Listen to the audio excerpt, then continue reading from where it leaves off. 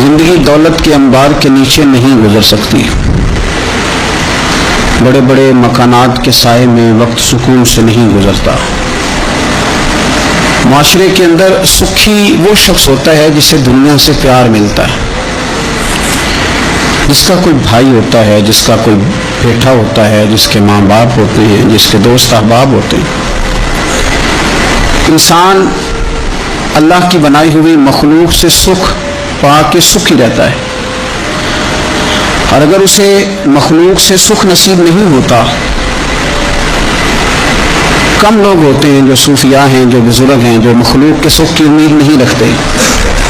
لیکن میں بالعموم بات کر رہا ہوں، عوامی سطح پر لوگوں کو ضرورت ہوتی ہے کہ میرا بیٹا میرا فرما بردار ہی ہونا چاہیے. خاتون یہ چاہتی ہے کہ اس کا شوہر اس کا کچھ نہ کچھ خیال رکھنے والا ہی ہونا چاہیے. خامد یہ تمنا کرتا ہے کہ میری بیوی میری خدمت گزار ہی ہونا چاہیے. تو یہ ساری چیزیں اس وقت معاشرے کے اندر پیدا ہوتی ہیں جب انسانوں کا انسانوں کے لیے پیار بڑھ جاتا ہے، جب وہ بہت ساری چیزوں کو درگزر کرنے لگتے ہیں، جب وہ خود محبت کو فروغ دیتے ہیں. قرآن مجید فرقان حمید نے ارشاد فرمایا کہ انما المؤمنون اخوہ. سورہ حجرات کے اندر اللہ فرماتے ہیں کہ یہ جو مومن ہے نا، یہ آپس میں بھائی بھائی. کتنا وسیع قرآن پاک نے اس عنوان کو کر دیا، کتنا زیادہ وسیع کر دیا. برادری کی، رنگ کی، قبیلے کی، علاقے کی ساری قید سے نکال کر فرما دیا کہ جس نے جہاں بیٹھ کے بھی نبی پاک علیہ السلام کا کلمہ پڑھا ہے وہ تمہارا بھائی بن گیا، جہاں بیٹھ کے بھی. اقبال کہنے لگے بازو تیرا توحید کی قوت سے قوی ہے اور اسلام تیرا دیس ہے، اس لیے کہ تو مصطفی ہے. جب لوگ قدورتیں پالنے لگ جاتے ہیں نا، نفرتیں، حسد، بغض، عداوت، کینہ پروری، تو ٹھنڈی جگہ پر بھی بیٹھ کے وہ سکون نہیں پاتے. اس لیے کہ ساتھ والے کو دیکھ کے جب 100 دفعہ گھورنا ہے اور جب آنے والے کا وجود برداشت ہی نہیں ہونا، اور جب انسان نے محسوس کرنا ہے کہ یہ بندہ آ گیا تو یہ کرب ہے. میرا کبھی کبھی دل کرتا ہے کہ دوستوں سے یہ پوچھوں کہ گرمی کا موسم آ جائے وہ زیادہ تنگ کرتا ہے کہ کوئی مخالف دوست آ کے بیٹھ جائے وہ زیادہ تنگ کرتا ہے. زیادہ دعا کیا ہوتی ہے کہ یا اللہ موسم ٹھنڈا کر دے، کہ یا اللہ یہ بندہ چلا جائے. میرا خیال یہ ہے کہ بعض لوگوں پر سخت بوجھ بن جاتے ہیں. تیزی سے فروغ ہوا ہے عداوت کا، نفرت کا، اور ہماری نفرتوں کی جو وجوہات ہیں ان میں بڑی وجہ یہ ہے کہ یہ بندہ میری طبیعت کا نہیں. مجھے صرف وہ بندہ درکار ہے جو میری مزاج کے مطابق چلے، ہاتھ باندھ کے میرے پیچھے چلے.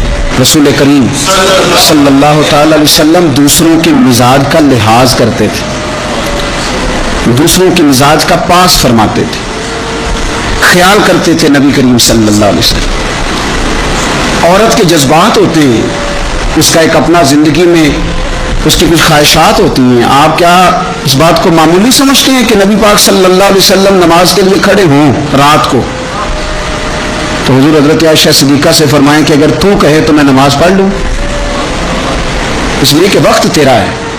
میرے بھائی، کسی کے مزاج کا جب آپ بوجھ بننے کی کیا ضرورت ہے؟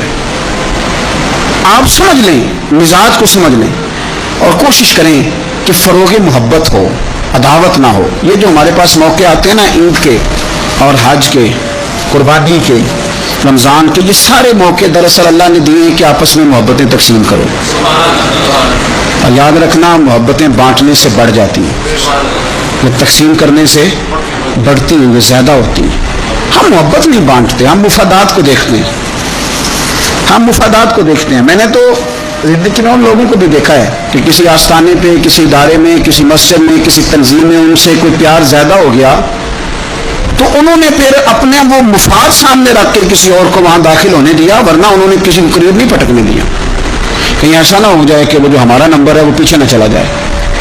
ہم لوگوں نے فروغ محبت نہیں کیا. دیکھو رسول کریم صلی اللہ تعالیٰ علیہ وسلم نے حضرت انس بن مالک رضی اللہ تعالیٰ عنہ سے فرمایا، یہ بخاری مسلم کی حدیث ہے، صبح صبح سرکار کی ملاقات ہوئی تو نبی پاک صلی اللہ علیہ وسلم نے فرمایا، اور لفظ بڑے خوبصورت ہیں حدیث کے. حضرت انس کہتے ہیں میں قربان جاؤں، میں تو غلام تھا نا، لیکن حضور فرمانے لگے یا بنیہ، او میرے بیٹے تجھ سے ایک بات نہ کروں؟ یا رسول اللہ حکم کریں۔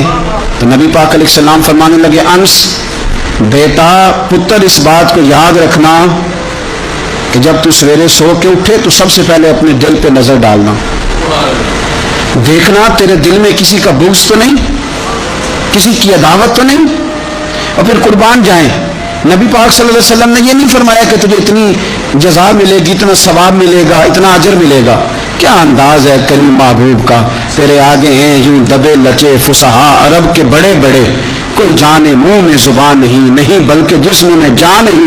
حضور فرمانے لگے انس دیکھنا ذرا ترتیب جملوں کی، فرمایا انس صبح اٹھ کے اپنے دل پہ نظر ڈالنا تیرے دل میں کسی مومن کا بغض تو نہیں۔ ثواب نے بیان کیا بلکہ حضور فرمانے لگے انس خیال کرنا بغض تو نہیں، اور فرمایا انس یہ خیال کرنا اور بغض نہ رکھنا یہ تیرے نبی کا طریقہ ہے، فرمایا یہ تیرے رسول کی سنت ہے، اس کا ذرا خیال رکھنا۔ وہ حضور نے فرمایا یہ میری وصیت ہے، میرے اس طریقے کو ذرا جاری۔ سویرے اٹھ کے موبائل پہ نظر ڈالنا ضروری نہیں، کھاتا دیکھنا ضروری نہیں، سویرے اٹھ کے کوئی روک ڈالنے کے نئے نئے طریقے اور مال کمانے کے نئے نئے طریقے سوچنا یہ تو مردہ کر دیتا ہے دل کو۔ سویرے اٹھ